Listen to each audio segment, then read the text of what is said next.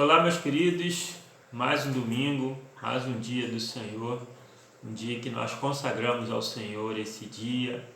Então nós vamos aproveitar esse dia para levar os nossos pensamentos a Deus, a pensar no Senhor e repensar o que nós estamos fazendo como cristãos, como os filhos de Deus, e quanto nós temos nos proposto a ajudar as pessoas, a fazer com que o amor de Deus seja manifesto em atitudes. Nós temos consciência de que não são essas coisas que nos salvam, mas são coisas que nós devemos fazer para abençoar as pessoas, porque somos filhos de Deus, somos implantadores do reino dos céus aqui na terra. Então precisamos fazer as boas ações porque o Senhor nos manda e não para nos salvar, né? Mas precisamos meditar no que estamos fazendo quanto à nossa vida cristã. Na quarta-feira última passada nós tivemos uma reunião com a diretoria da igreja, da TIB, e os irmãos decidiram em votação permanecer com os nossos cultos presenciais por enquanto, não realizando os cultos. Foi a vontade da igreja, a vontade da maioria das pessoas. Eu confesso que eu particularmente gostaria de reabrir a igreja já nesse domingo, já hoje, mas eu entendo também que foi com muito carinho, foi pensando, preocupado com os irmãos que eles tomaram essa atitude, né? Então nós vamos, daqui a 2 quarta-feiras, nós teremos mais uma reunião para ver a que ponto anda a pandemia, o que a gente pode fazer para mudar, para alterar. Eu acredito que é uma atitude que eles tomaram para bem de todos, para preocupado com todos e também com desejo enorme. Eu acredito que todo mundo que estava lá estava com desejo enorme de ter a igreja novamente funcionando, com os irmãos, poder rever os irmãos. Mas o Senhor sabe de todas as coisas e a gente vai esperar com paciência no Senhor, tá? Conforte seu coração que nós estamos fazendo o melhor para que os irmãos voltem com tranquilidade maior para o culto na casa do Senhor. Eu gostaria de nessa manhã meditar no texto de Lucas, no capítulo 7, uma história muito bonita, de Jesus em Cafarnaum. Ele encontra com o centurião. O texto vai, no capítulo 7 de Lucas, do versículo 1 ao versículo 10, e ele diz o seguinte, sobre a cura do servo de um centurião romano, uma autoridade romana, um oficial romano. Ele tinha um servo e ele tinha uma estima muito grande por aquele servo, ele gostava muito. O texto diz que ele gostava muito desse servo. E sabendo que Jesus estava em Cafarnaum, ele mandou outros servos ir lá chamar Jesus e falou: tem um centurião romano querendo falar contigo. E o pessoal falou muito bem desse centurião romano, falou: olha, ele é um homem exemplar, ele é um homem que ama a nossa nação, ele é um homem que nos edificou uma sinagoga, ou seja, uma igreja, que era porque os judeus eles tinham igreja, templo oficial é o templo principal, o templo de Jerusalém. E todas as outras igrejas que não era o templo de Jerusalém, eles chamavam de sinagogas. Então esse homem implantou uma igreja, uma sinagoga em Cafarnaum. Ele construiu para o povo, ele amava o povo, então falaram muito bem desse centurião e falou assim: olha, ele está com um servo doente e ele pediu a sua ajuda. Então Jesus vai até a direção da casa daquele homem. Só que aí os servos foram na frente e avisaram: olha, o mestre está vindo aí. E ele já manda um outro recado, fala assim: não, pede ao Senhor para não vir na minha casa, que eu não sou digno de receber ele na minha casa. Fala com ele o seguinte: eu sou homem sujeito a autoridades, eu sei como isso funciona. Eu falo para um dos meus subordinados: vai, ele vai, e falo: vem, ele vem. E pela autoridade dele, ele pode dar ordem para essa enfermidade, sai, e essa enfermidade vai sair de onde ele estiver. Apenas uma palavra dele é suficiente para mim. Então os servos voltam a Jesus e dão esse recado, e Jesus fica maravilhado de ouvir tudo isso. E Jesus se volta para a multidão e fala o seguinte: olha, nem em Israel eu vi uma fé tão grande, nem em Israel eu vi coisas tão maravilhosas como essa. Então Jesus volta, não chega aí na casa do centurião, e aqueles servos, quando voltam, encontram aquele que estava doente já recuperado. Maravilhoso. Jesus é maravilhoso, né? Jesus não o que eu vou falar, não vou falar exatamente sobre Jesus nesse texto, mas sim os sentimentos que moviam aquele homem. Jesus, a gente viu aqui, é Deus, né? Ele é o nosso Salvador, Ele é aquele que eu vou adorar por toda a eternidade, né? Não tem palavras para mensurar quem é Jesus. Mas aquele homem, aquele centurião, aquele oficial romano, ele se destacou por muitos sentimentos interessantes. E é muito bom a gente rever na nossa vida cristã se nós carregamos, se nós permeamos a nossa vida com esses sentimentos. Primeiro ponto, amor. O texto está dizendo que ele amava primeiro ele amava o servo, ou seja, ele amava um escravo. Ele tinha uma estima muito grande por uma pessoa que, aos olhos talvez da hierarquia, né, era uma pessoa de segundo plano, era um reles diante dele. Ele era uma autoridade romana, ele era oficial romano, né, de um povo dominante. E aquele homem que ele tinha uma estima muito grande era um escravo do povo dominado. Não só estava na posição de escravo, que é uma posição inferiorizada, como também ele era de um povo escravizado pelo Império Romano. Ele era escravo de um povo escravizado, né? Mas aquele homem não tinha essa barreira. Aquele homem, ele amava aquele servo. E outro sentimento que a gente pode notar através do servo e do relatório da população é que aquele homem também tinha um sentimento de igualdade. Ele não se achava superior. Ele amava os que ele tinha por sujeição. Aquele povo era sujeito à autoridade dele. Para você ter uma ideia de como era essa questão romana, os benefícios que um romano tinha, que uma autoridade romana ou um simples soldado, e ele já era oficial, né? Um simples soldado romano, ele podia obrigar qualquer um que ele visse na rua a caminhar com ele 1 milha, carregando toda a bagagem, carregando todo o armamento, qualquer coisa. Ele poderia escolher qualquer pessoa e falava para a pessoa: para agora o que você está fazendo, pega isso aqui e carrega comigo 1 milha.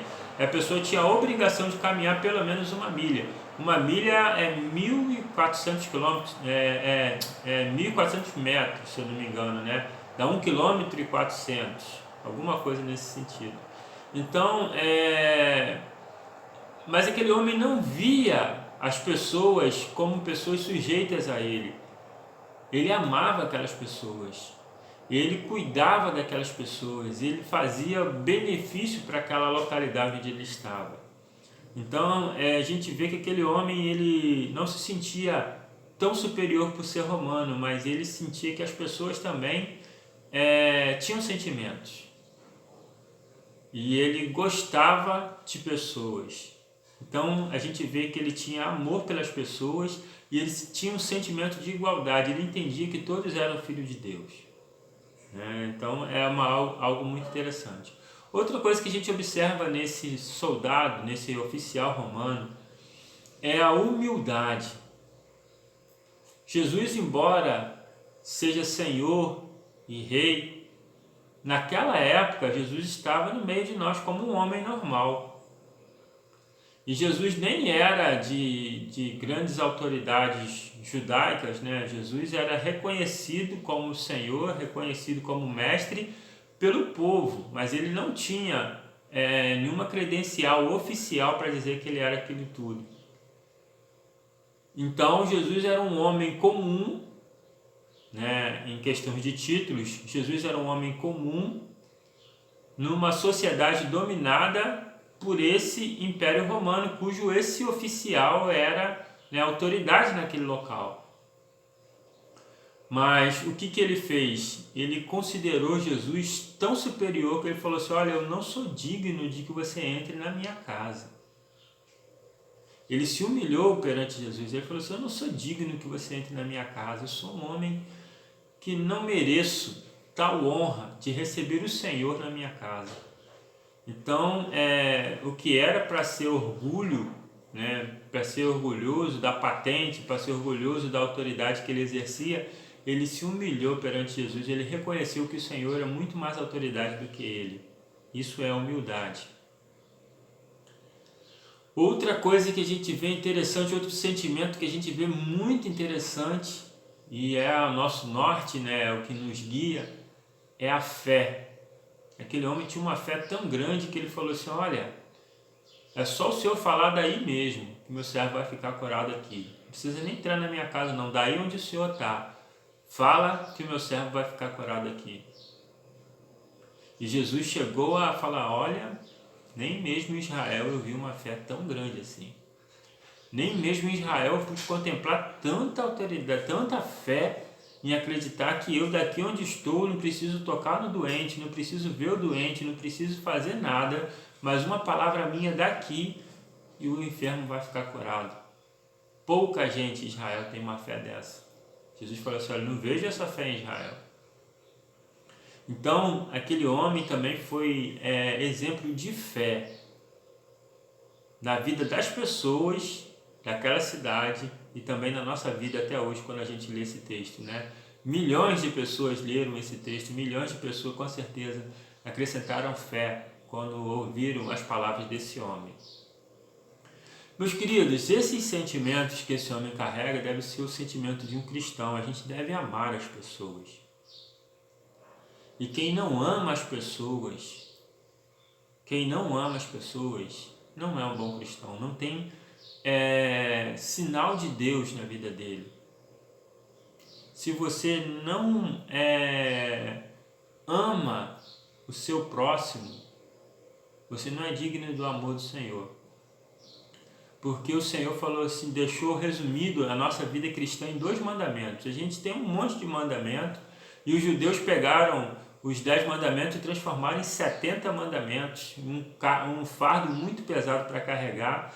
Jesus falou assim: olha, não precisa de nada disso. Eu vou dar só 2 mandamentos para vocês, mas esses 2 mandamentos, cumprindo a risca, vocês cumprem toda a lei.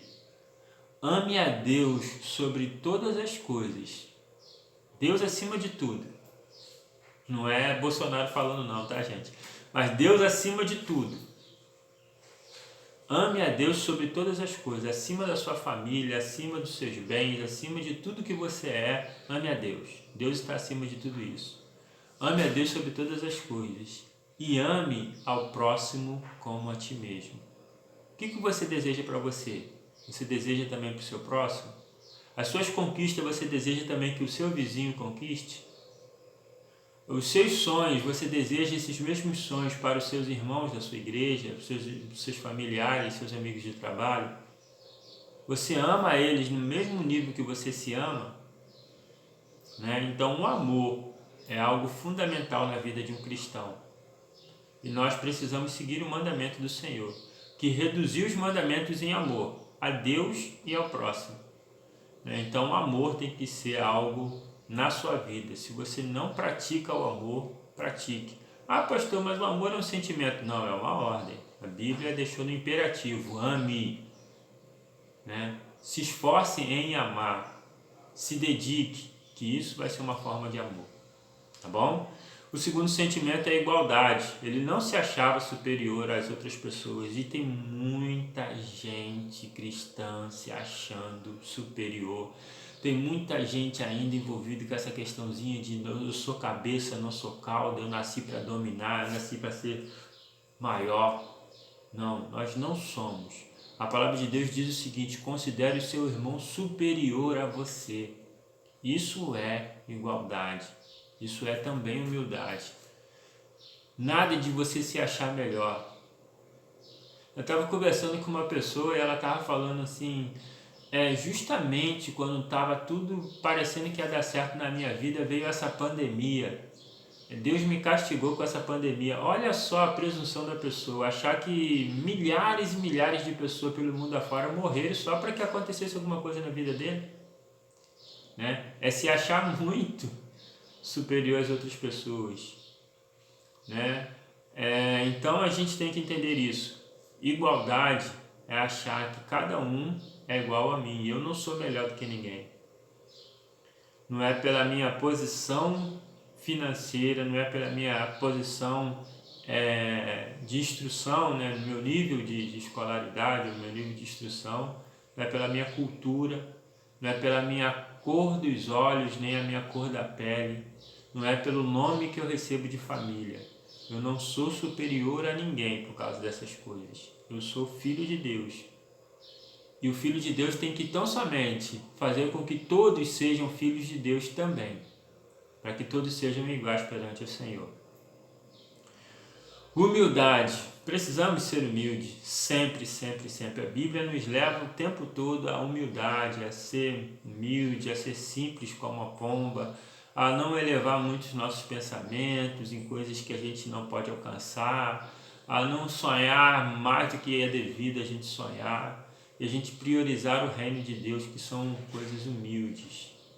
Humildade é um sentimento fundamental no cristão também. Faça isso. E sem falar de fé, né? Sem fé é impossível agradar a Deus, e sem fé é impossível até de acreditar nas palavras que eu estou te dizendo. Sem fé é impossível fazer alguma coisa para o reino de Deus, porque nada que é feito para o reino de Deus pode ser feito sem fé.